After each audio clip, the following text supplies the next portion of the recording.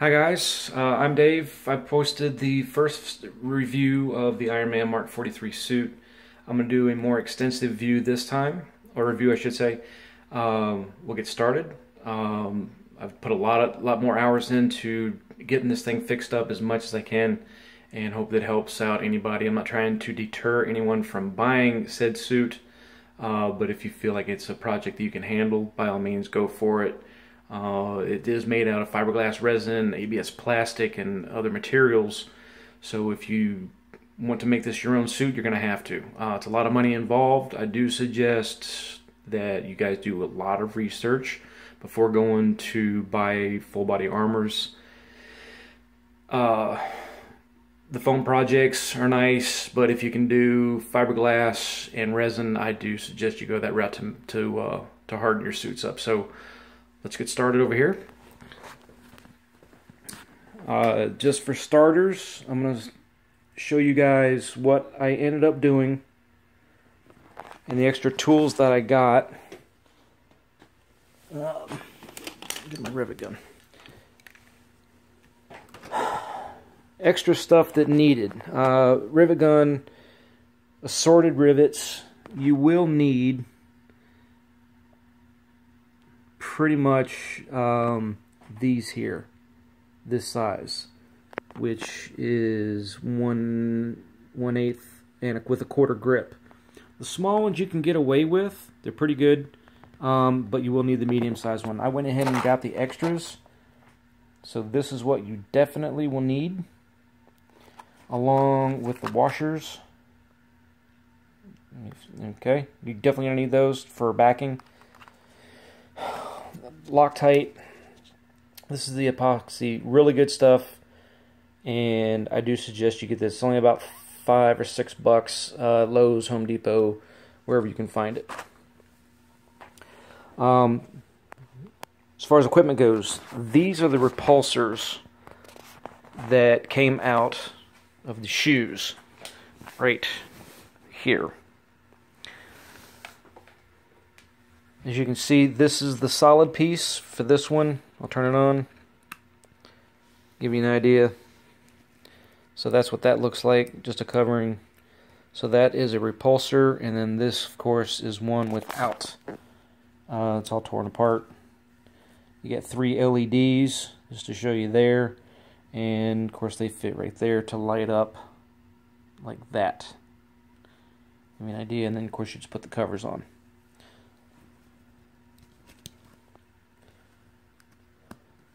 The neck piece, I added this piece here.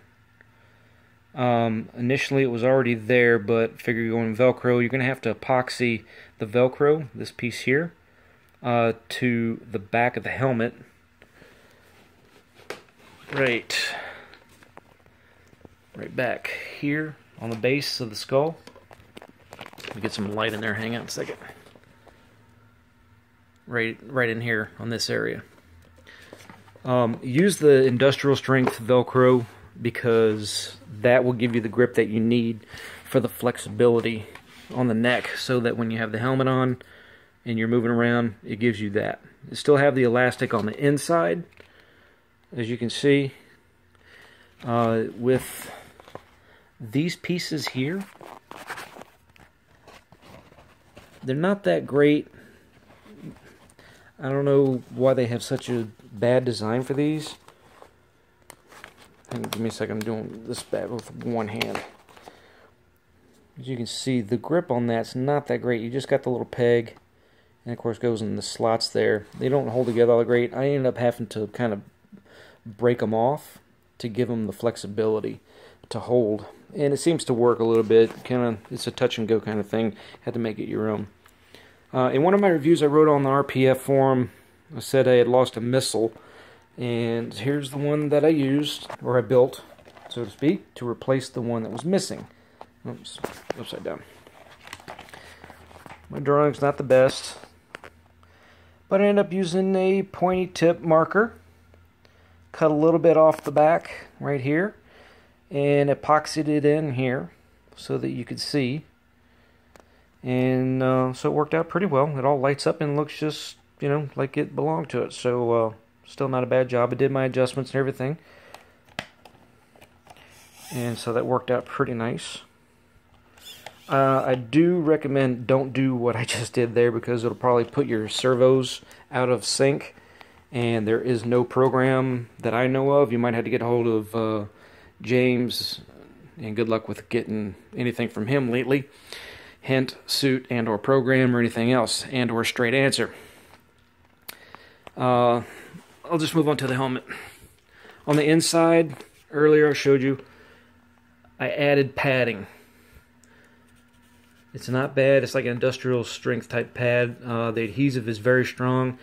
Use your own pad if you want, but you'll have to conform it to, you know, your head size and whatever is comfortable for you. I've got the voice changer.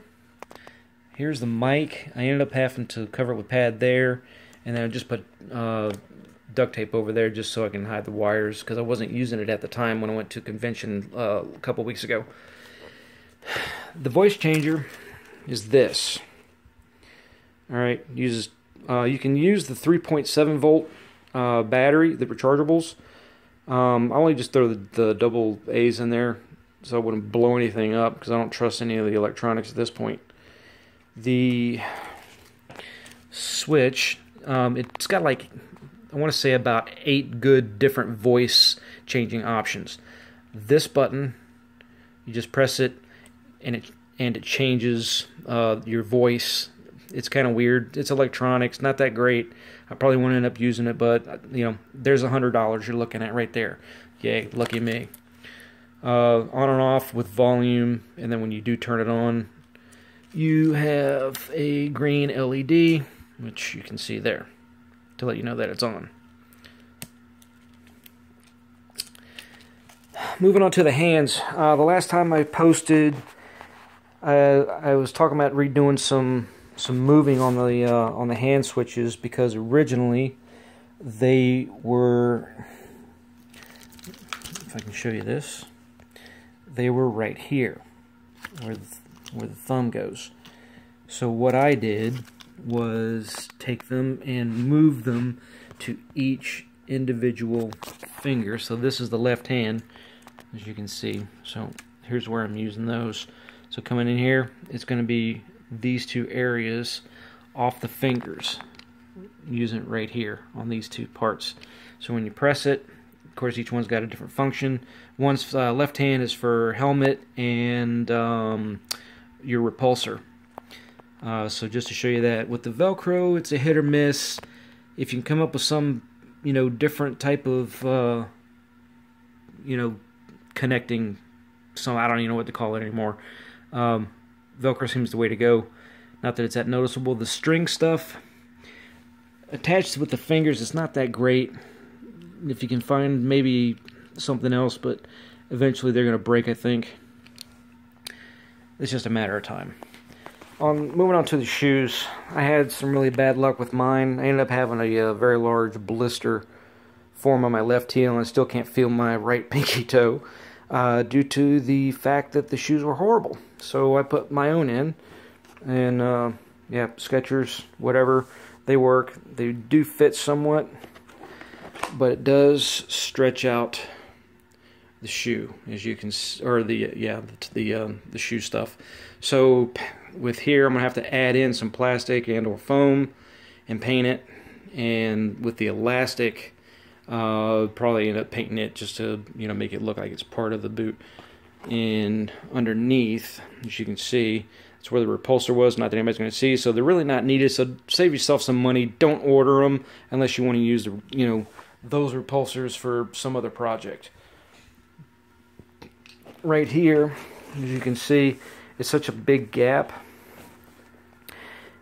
Shoe goo, some kind of epoxy is I'm gonna have to use. I'm not sure what I'm gonna do yet. You know, to pretty much hold it, but you know, when you're walking, of course, you're not gonna see it. So for the most part, it's okay, I guess. So you just use your imagination with a lot of this stuff. The paint job, as you can see, this here actually peeled off. They painted right on top of a plastic covering and this is ABS plastic. You get it in very large sheets and cut it to size. In fact, here is the piece that came off, and I tried to save as much as I could, but I'm just going to end up sanding it and repainting it. And yeah, you can probably still see the plastic. So that's where that came from. Moving on around. Oh, the wrist pieces, they attach to the hands right in this area, and had a piece of elastic. Just rip that stuff off, guys. You're gonna end up cutting your wrist up and probably cutting some wires. And this is just the ABS plastic, once again with the zipper that's been, you know, hot glued on there. You might want to put a piece of metal, you know, around here, or PVC. I'm not sure what. It's got to be thin, something that's going to be sturdy to make it, you know, round. So this right here, this is a disaster. You're going to have to use your imagination on that just a little bit, research a little bit, you know, but it does fill in the gaps between the wrist and the hand if you really need it. The morph suit, if you get a red one, that'll cover up, you know, what you need, but, you know, anything like me, I like to have one of my pieces parts on my suits. But just to give you an idea, here's, you know, when it's closed up, and it is very flexible. They do have an odd shape to it, so obviously the big end to the smaller end, and how you're going to hide this and work with it, I don't know. It's a real pain. So far I've done 50 plus hours with all this, and it's a nightmare. With the chest or torso areas, yeah, this was fun. I ended up having to reinforce these with the epoxy that I showed you earlier on both sides. There's pieces of metal under here. If I can look under here, if you can see it. That's what it attaches to, because it's just the nylon strap with the clips. This is where the voice changer goes.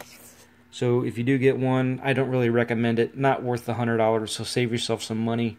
I went ahead and just went balls to the wall and got everything. So not cool, but you know, it's up to you guys.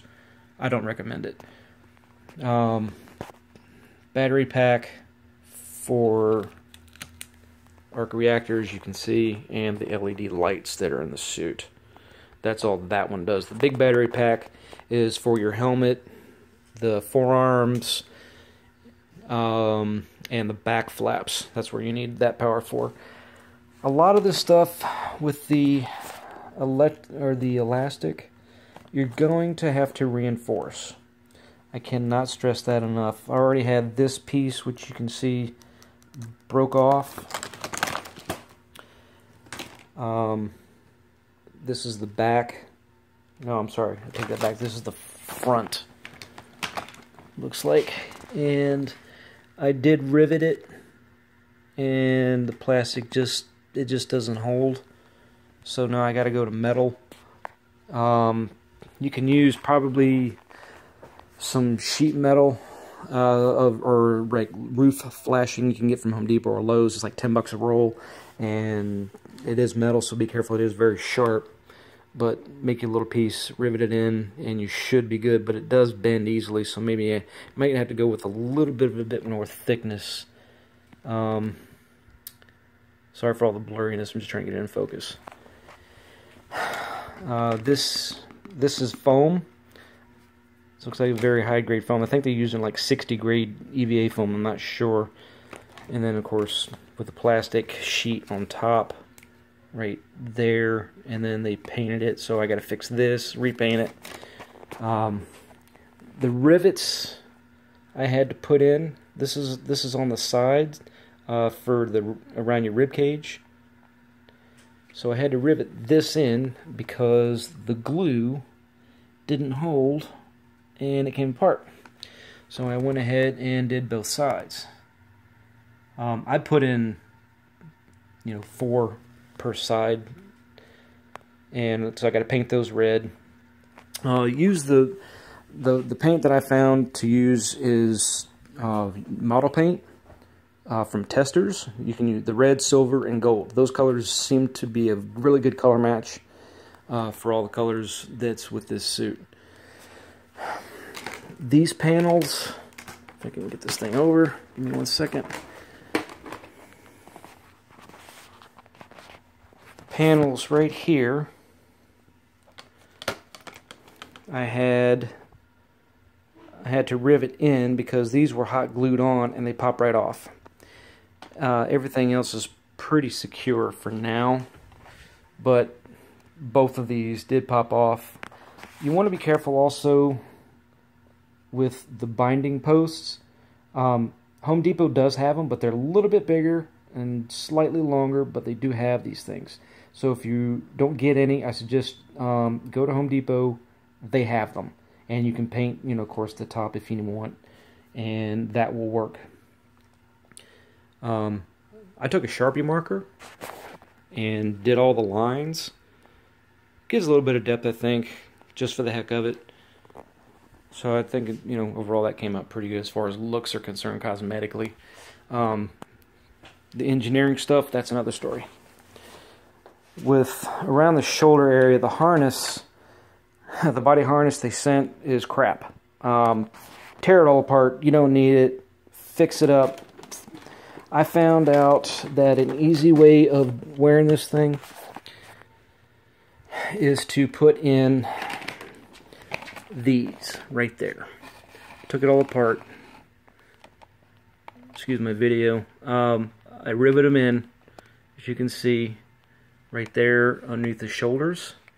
So this will go underneath the arms when you have it on, and where I put it underneath the arms is right where the bicep is on the arm piece itself. It just clips right in there and will save your handler and you a whole lot of time.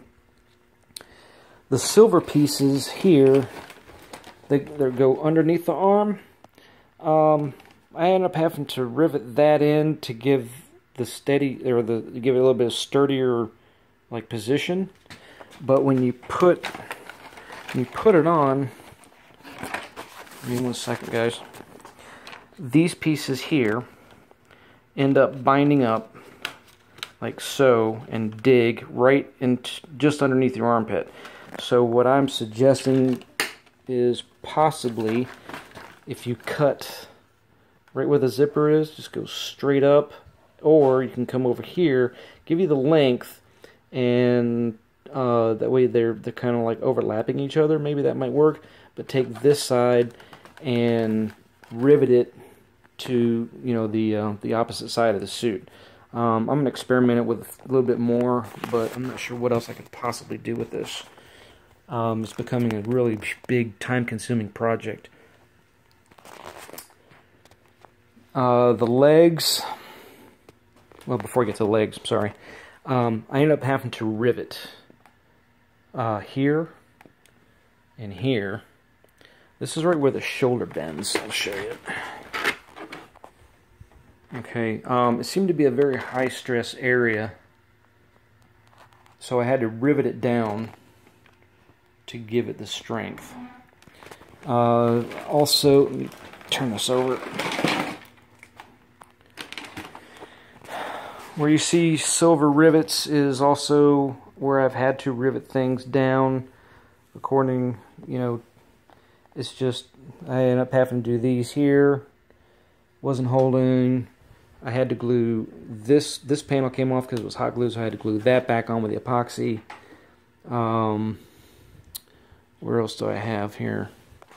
Down here on the bottom, as you can see where the paint has really rubbed off and chipped.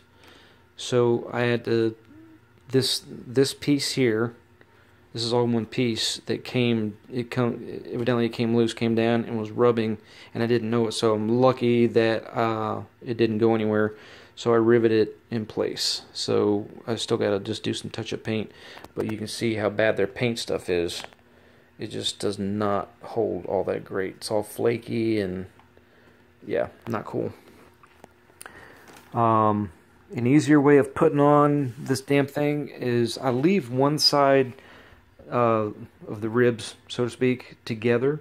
And with you and your handler, it might be a lot easier if you bend over and just kind of put it, kind of go in there sideways. Individual results may vary on how you put this thing together, but that's kind of, I found an easy way of doing. All right, moving on to the legs. I took this is the right leg, this is the left. Now, as you can see, here's the Velcro they used. I ripped all of that out and installed the rivets so that holds nicely. And I did it on both sides, but I ended up having to go all the way around the leg on a lot of these parts because a lot of it was coming apart with that hot glue that just wasn't holding. And of course you can see how bad that the paint has come off and chipped and rubbed. A lot of gaps I noticed from when they were building, not really all that great. So just by using the rivets, you're gonna have to reposition, works what best for you with your suit.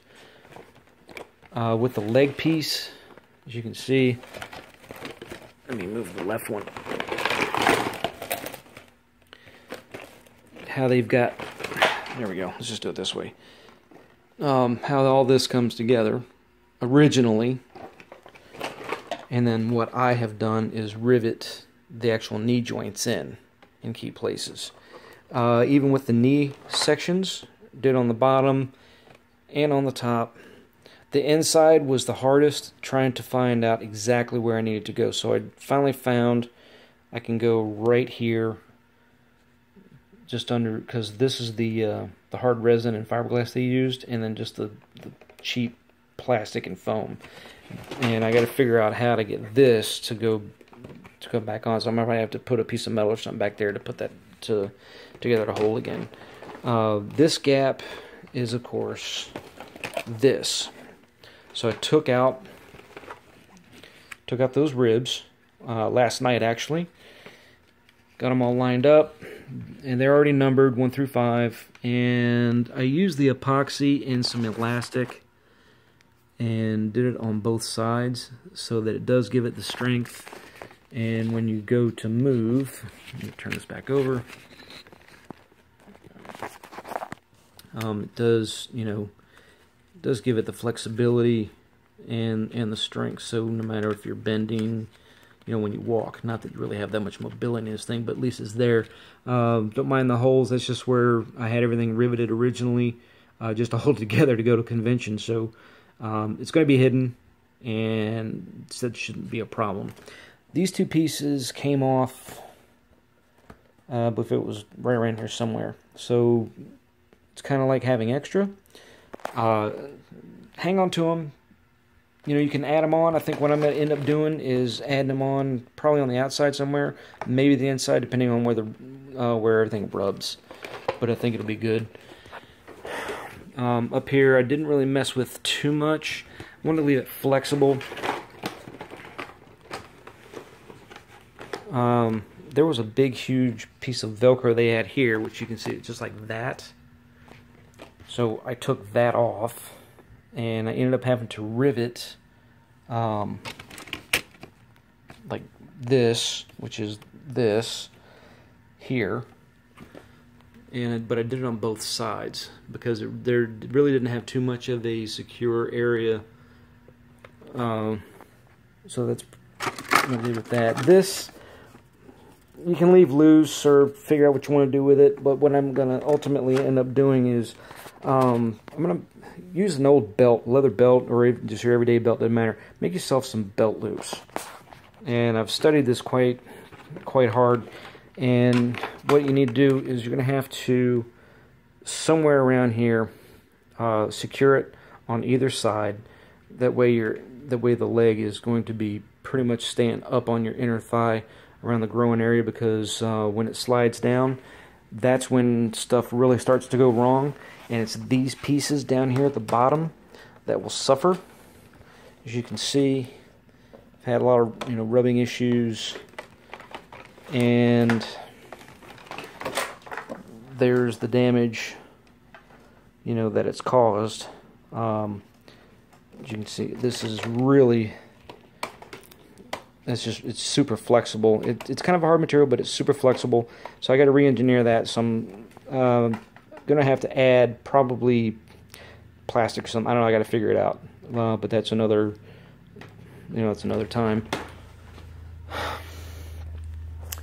Anything else, guys? It's a big, huge work in progress. If you don't have the skill set, like I said earlier, just, be careful with your stuff. And it's a lot of money. I mean, I spent $4,300 on this damn thing. Did I get $4,300 worth? Not at all. And you get mixed reports from everybody, saying, "Oh, you should get your money back." And for me, it's a nice work in progress. I'll make it my own. It was a success at the convention and opened up a lot of doors, but it's still a lot of work that needs to be done to make it perfect and functional of how it should be. That's about the best advice I can give, guys. I can shoot you some pictures, email me. I'm on Facebook, David Mansfield on Facebook, or Super Dave Cosplay, either one. Shoot me a message. I'll be more than happy to get back to you. Mike Sneed in Israel. I hope this helps out. And, again, guys, it's a lot of money involved. Big time-consuming project. Do I recommend this for anybody just starting off with something like this? Not really. Have some skills, because you're gonna need them on this project. I think that's about all I got for now. I don't know if I'll be posting another video later. If I do, it'll probably be maybe me wearing it, doing some silly things, who knows. So if you have any questions, by all means, hit me up, shoot me a message, and I'll get back to you as soon as I can. And good luck, guys.